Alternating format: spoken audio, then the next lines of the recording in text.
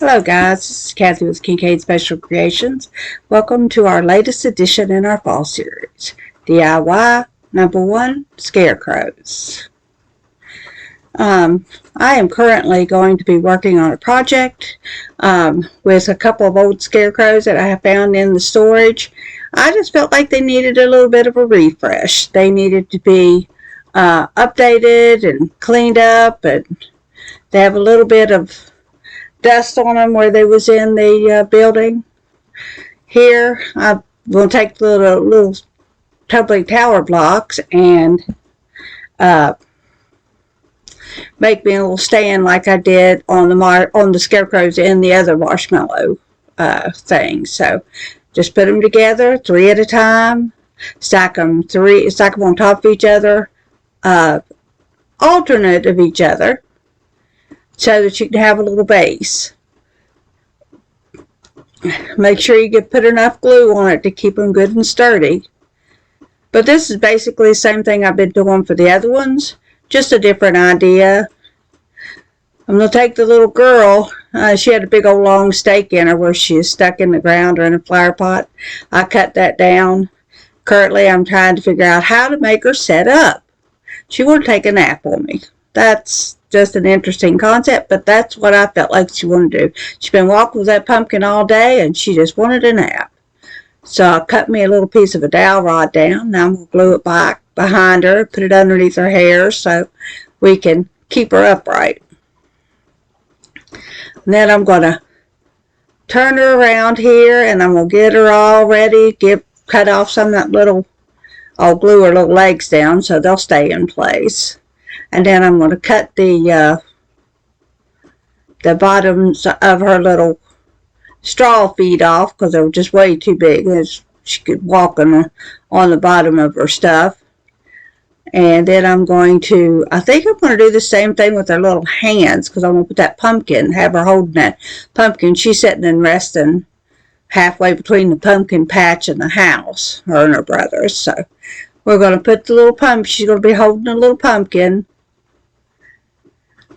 Just glue one side. I think I glued that to her belly first. Then I'm going to glue her little hand on one side, holding it. And then her other little hand on the other side. And you just hold it for a couple seconds because hot glue has to cool down before it sticks real good. And now I'm going to take a piece of, we'll cut her hair down first. I need a hairstylist. Where's Autumn when you need her? And then I'm going to take a piece of ribbon and make her a little bow in her hair. You're just going to tie it around. Mandy said it ended up looking like a little messy bow. And I guess it kind of did when you think about it. That wasn't my intention. I have no idea how to make a messy bun in your hair. But that'll have her all done. I think I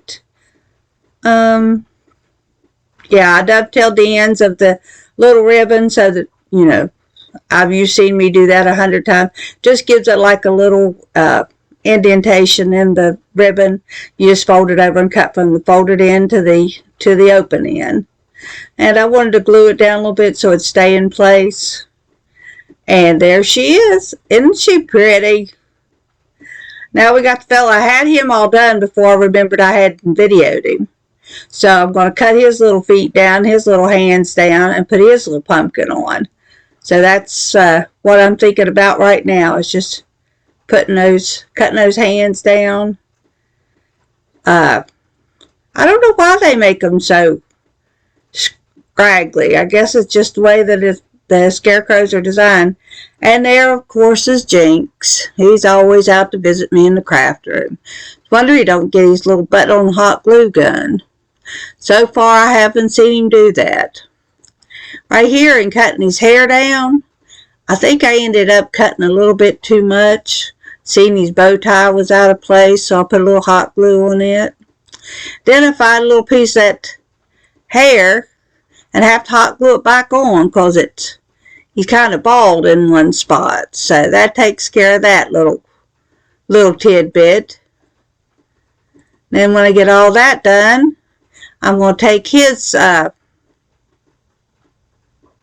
if I put the camera out there where you can see, you see more of me than you do of the pumpkin, but that might be our project. That might be the way it has to be. I'll see what goes down during the next ones I work on. I'm going to try very hard to keep me in screen. Oh, what happened, guys? It kicked me off for some reason. But there they are. They're finished. I have to hold these little hands a little longer. But I've got them sitting currently in one of my 5 shelves in the living room. They turned out really cute. I really like them. But that's just one way of reusing the old stuff that you had and try make something new out of it so you can enjoy it for a few more years. But first, just throwing it in the trash or sending it to Goodwill. Glad you watched it. DIY number 2 are my marshmallow pumpkins. And this is going to be a little out of frame, but it's basically I'm just taking the balloons that I got at the last Dollar Tree haul that Timmy found me that has little pumpkin faces on it. I had 2 of my members of my Facebook group ask if I could use those to make me some marshmallow people. And well, it did seem like it was possible, so I thought, I'll give it a try. At first I looked at these balloons and I thought, is that face going to be in right? But when you think about it, it would be, because when you blow it up, the balloon would be on the big top half. So I'm just going to cut the end off of it and practice for this one. I'm using those cubes from the Dollar Tree store that you get 2 in a package, not the ones with 4 in the package. This only has 2. And I had previously tried it, and it does fit on there, and it does look right. So right now I'm taking 2 of the plain orange ones, because I didn't, when you just put one of the other ones on with the face on it, it showed the little numbers and letters and stuff showed through. So, but I didn't want to put 3 faces on. You'd never get them matched up. And since I had the orange ones, which is pretty close to the same color, I thought, well, I'll go ahead and put the two plain orange ones on it, and then the third one would be the one with the face on it. And you just take and cut it off just at the top of the neck, and you stretch out the bottom just as far as you can and put it over those little blocks. And for some reason, when you put the balloons on, the blocks look smaller. I guess it squishes it all in. I need one of them. That would be cool. Squish all me in. So now I'm going to try to make the face go on the front of it in a spot where a face should go. That is more difficult than I realized. You have to play really good with it in order to get that face in the right spot. See, that one's stretched off to the side just a little bit. So then I decided I'm going to make another one. I had another little block sitting there. I had more balloons, so I thought, well, I'll try and make me another one. These are really fun to make, and you can make them for any season, any occasion. I'm hoping for Halloween that I've got some green ones to maybe make a Frankenstein, black one to make a Dracula, or a bat, some more white ones, put a ghost on them, maybe a purple one for a witch. Wouldn't that be interesting? So you'll have to tune in later, either at Facebook Live or again on my YouTube page. I'd love it if you'd like, comment, subscribe, comment especially to see, so I know whether you're liking these or not. Share with your friends so that we can get some more people in. I'm currently at 51, yay, subscribers. So I decided I'd put this little stick on for a stem. Don't use hot glue. Although this worked on a temporary basis, when I went to take pictures of them later, the little stems fell off. So try to put super glue on it if possible. That seems to make them stay a lot better. This did not melt it like I thought it would, though. I thought the hot glue would melt it. Maybe if you put it directly on the balloon, it may have, but Anyway, they stayed long enough for me to get this video done. Ain't they cute? They just turned out very nice. I hope you like them. And then on to the bonus DIY. This is that refresh pumpkin. This is an old jack-o'-lantern that lights up. I think I got it at the auction years ago. Guys, I'm currently painting this old nasty green pumpkin that's been probably sitting under the house for a little bit in my Halloween stuff, and I just thought I'll try to see what I could do with it before I got rid of it. So I'm currently painting it with the color Merlot, M-E-R-L-O-T. It is a red-brown chalk paint from Waverly. You can pick it up at Walmart. The size bottle that I have right there, I think was when I bought it, $6.58. But if you use a lot of chalk paint, it's worth it. Now we have it all painted. I'm getting ready to put the ribbon on it. This is a tan burlappy type ribbon with a lot of leaves on it. I'm sorry I didn't stop long enough to show it to you. I think I get in a big way of doing stuff, but I'm crafting, and I don't know whether the cat knocks the camera down or whether I just don't put it in the right position. I think I get it in the right position, but it always seems to be a little bit out of screen. I will work very hard on this next set of videos to make sure that I'm more in frame. But you see what the thing looks like, and I just go around the whole thing, putting that on from the bottom to the top. A little bit of glue in the middle to keep it all together.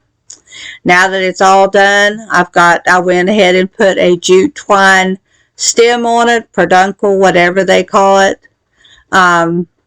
Just using jute twine from Walmart. Try to find it in the floral section.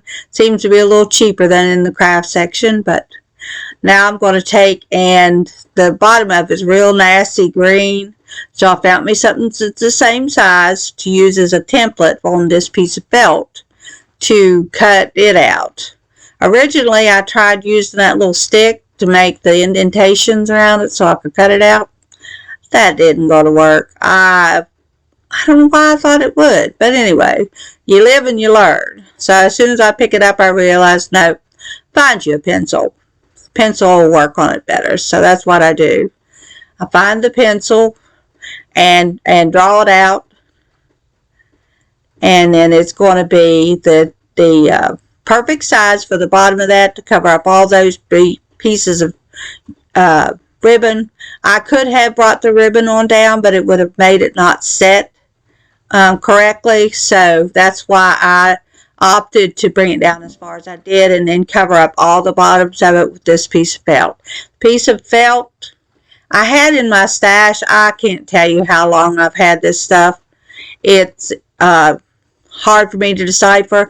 That's the reason I did the Dollar Tree haul, the last stuff I bought, so that you can see what is in my stash, and if you think there's something that I could create with it, or if you see me creating with some of it, you'll know that it's where it came from, in case I forget to tell you. Just little dots of glue all the way around to get it secured, not too much at a time because it can set up on you too fast. But there we've got it all together, and she looks pretty. Anytime you see something that you have that's just not 100%, try covering it up either with paint or ribbon or cloth or anything. And so I think I'm going to sit there deciding whether I want to put leaves on it or what I'm doing. So I'm thinking hard, and I think that's what I end up doing. It'll show you in just a second. But I hope you enjoyed this project and come back and see more, see what else I can redo. Yep, there I go.